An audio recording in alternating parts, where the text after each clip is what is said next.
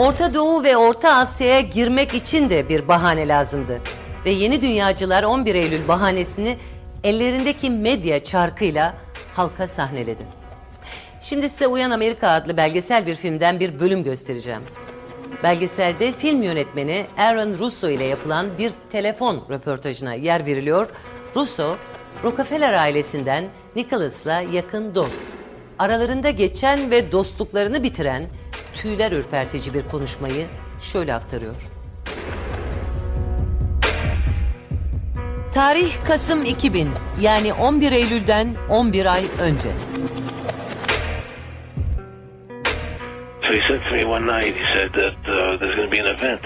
Bir gece beni aradı ve bir şeyler olacak dedi. Afganistan'a gireceğiz, Hazar'dan boru hattı geçireceğiz. Irak'a gireceğiz, petrole kavuşacağız. Oraya konuşlanacağız. Venezuela'ya gireceğiz diye devam etti. Söylediklerinden ilk ikisi gerçekleşti. Bana gülerek oralara hiç bulamayacağımız birilerini aramaya gideceğiz diyordu. Terörle savaş lafını tekrarlıyordu. Malum diyordu. Terörle savaşı kimse kazanamaz. Ama bu bahane sana çok şey için imkan verir. Nasıl herkesi bu kadar saçma bir bahaneye ikna edebilirsin ki diye sordum. Medya ile dedi. Unutma, bir şeyi çok tekrarlarsan herkes inanır.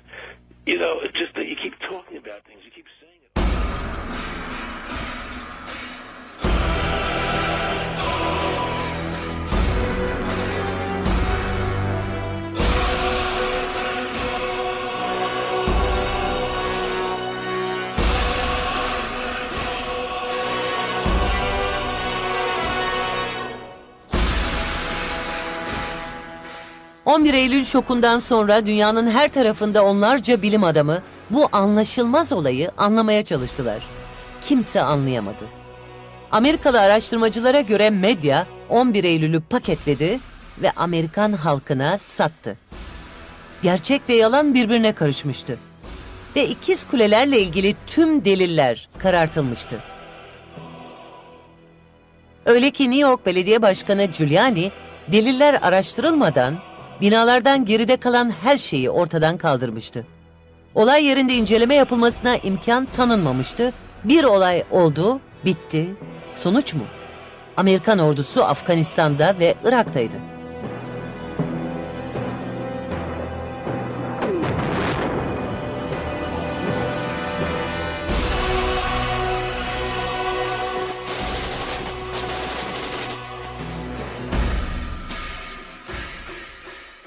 El-Kaide ve Usame Bin Laden, Rockefeller'in de dediği gibi hiç bulunamadı. Medya insanların beynine El-Kaide, Taliban, terör, savaş kelimelerini kazıdı. September 11, September 11, September 11, September 11, September 11, September 11, September 11, September 11, September 11, September 11, September 11, September 11. September 11th. September 11th. September the 11th. September the 11th. Evil killers, Taliban, Al-Qaeda, Osama bin Laden. Terrorism. Terrorism. Terrorism. Terrorism. Terrorism. Terrorist. terrorist, terrorist, terrorist, terrorist, Terrorist. Terrorist. Terrorist. Terrorist. Terrorist. Terrorist. The evil terrorist. Şimdi korku vardı. Yeni terör yasaları vardı. Faşizan baskılar vardı.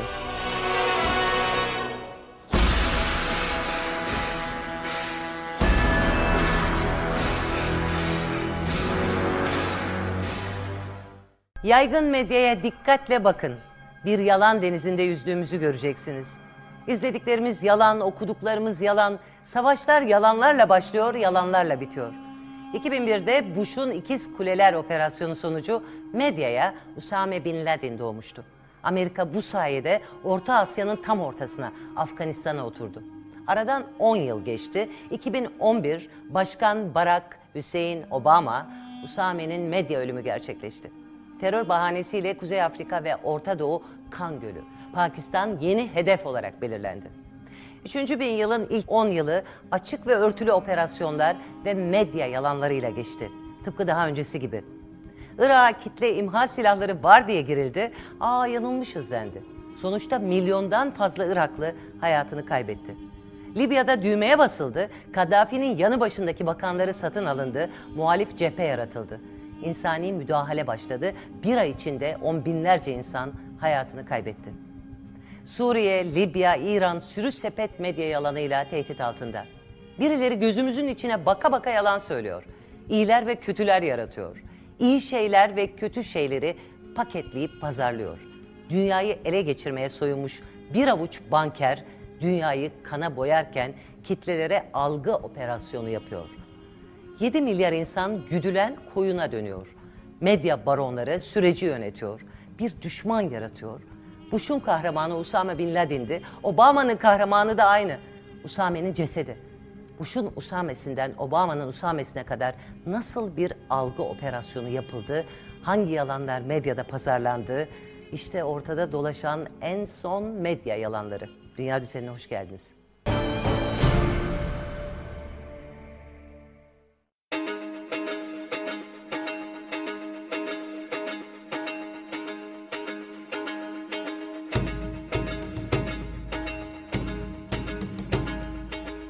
After a firefight, they killed Osama bin Laden. Hello, Fort Campbell! Bin Laden ölmüşmüş, cesedi okyanusa defnedilmiş, SEAL adlı Amerikan komandoları müthişmiş, Bin Laden Pakistan'da bulunduğuna göre Pakistan bedeli ödeyecekmiş, El-Kaide dünyanın her yanını terörle tehdit etmekteymiş ve daha birçok miş. Bin Laden was Bin Laden's. Osama bin Laden, but Osama bin Laden. Amerikalı yayıncı Stephen Landman, İran televizyonu Press TV'de konuşuyor. 11 Eylül ve Usame Bin Laden'in efsanevi ölümü. Bu ikisi üzerinde durulmalıdır. 11 Eylül zamanımızın en büyük yalanıdır. İkinci büyük yalan Usame Bin Laden'in öldürülmesidir.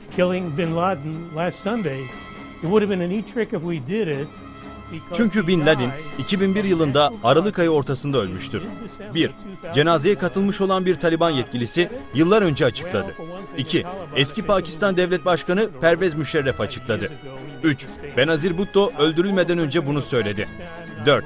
Bir FBI yetkilisi sanırım Watson adlı şahıs da aynı bilgiyi vermişti. The former FBI head of counterintelligence.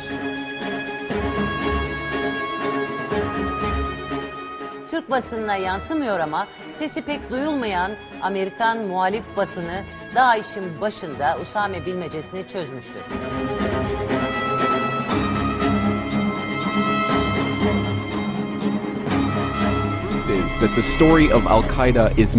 El-Kaide olayı tahminimizden çok daha karmaşık. Bin Laden, Batı istihbaratının kopyası ve işbirlikçisiydi. Ve 11 Eylül'den kısa zaman sonra ölmüş olması muhtemeldir. Dünyadaki tüm terör örgütleriyle bağlantılı görünen El-Kaide ve lideri mükemmel bir medya işidir.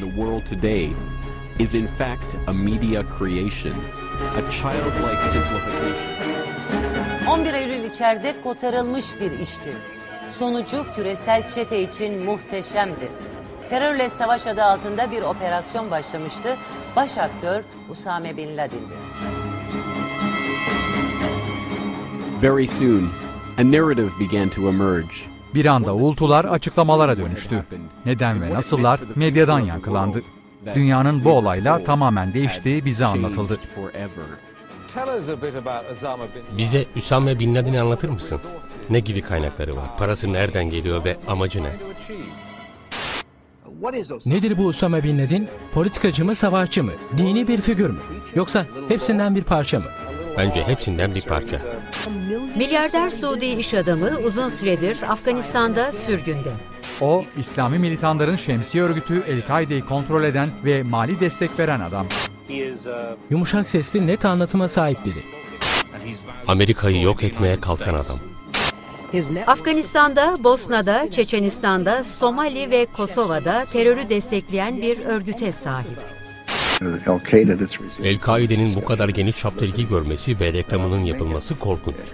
Belirtmeliyim ki bu örgüt Amerika dahil 50-60 ülkede faaliyetini sürdürüyor.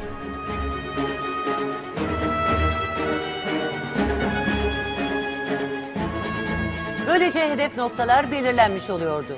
Orta Asya, Balkanlar, Kafkaslar ve Orta Doğu Amerika'nın hedefleriydi.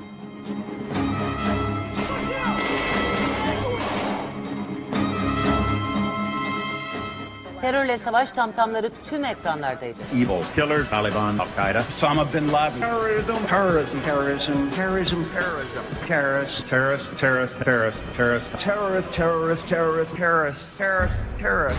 Evil terrorist.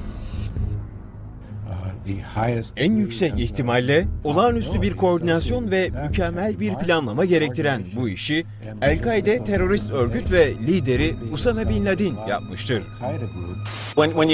Amerikan yetkililerinin söylediğine göre tüm işaretler Usame bin Laden'i gösteriyor. Sence doğru iz üzerindeler mi? Öyle sanıyorum, bu saldırı son derece dikkatle planlanmış.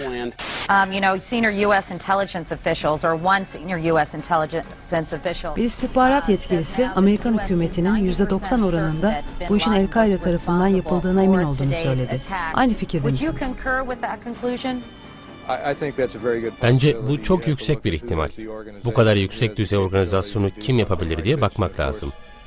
Usame bin Laden'in El-Kaide örgütü listenin başında yer alacaktır. Şüpheler Usame bin Laden üzerinde yoğunlaştı.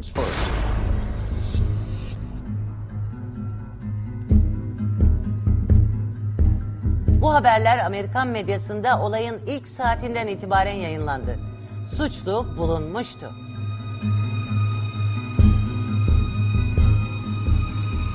In 2002, George Bush was interviewed. 2002'de George Bush, Bin Laden'le ilgili sorulan bir soruya artık onunla ilgilenmediğini söylemişti. Birkaç yıl sonra da CIA, Usame Bin Laden'i bulmakla görevli araştırma dairesini kapattı. Tabii ölü bir adamı niye arasınlardı? Yani elimizde 11 Eylül ile ilgili kocaman bir yalan var. Bin Laden'in bu işle hiçbir ilgisi yoktu. El Cezire'ye verdiği birçok röportajda bu konuyla ilgili ne bilgisi ne de dahili olmadığını defalarca açıklamıştı. Ama El Cezire her seferinde onun sözlerini değiştirdi ve sanki Bin Laden suçlamaları kabul ediyormuş gibi haber haline getirdi. O yapmamıştı ve Bin Laden'in konuyla ilgisi yoktu. Cumhurbaşkanınız Ahmadinejad haklı. Bu Amerika'nın içinde bitirilmiş bir işti.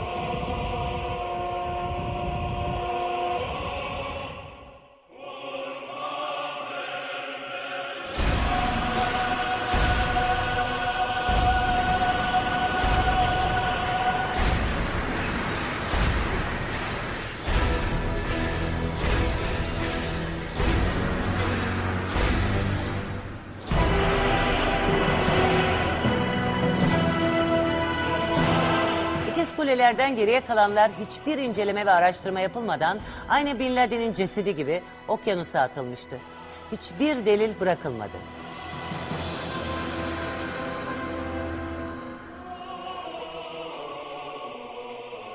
Tam 10 yıl sonra 2011'de WikiLeaks açıkladı. İkiz kuleleri vurduğu iddia edilen kişilerin üçü de CIA ajanıydı.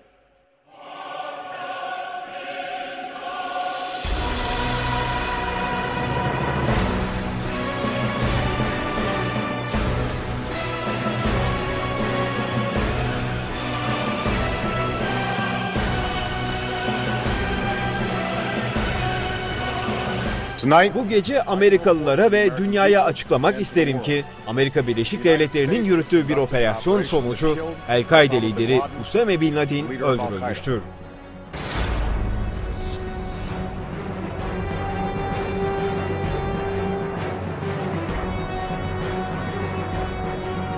On yıl boyunca kullanılan yalan kitlelerde doygunluk yaratmıştı. 2011'de gazete manşetlerinde Bin Laden'in ölümü yer aldı. Usame Bin Laden Pakistan'ın bağrında saklanmıştı. O halde Pakistan hedef tahtasındaydı.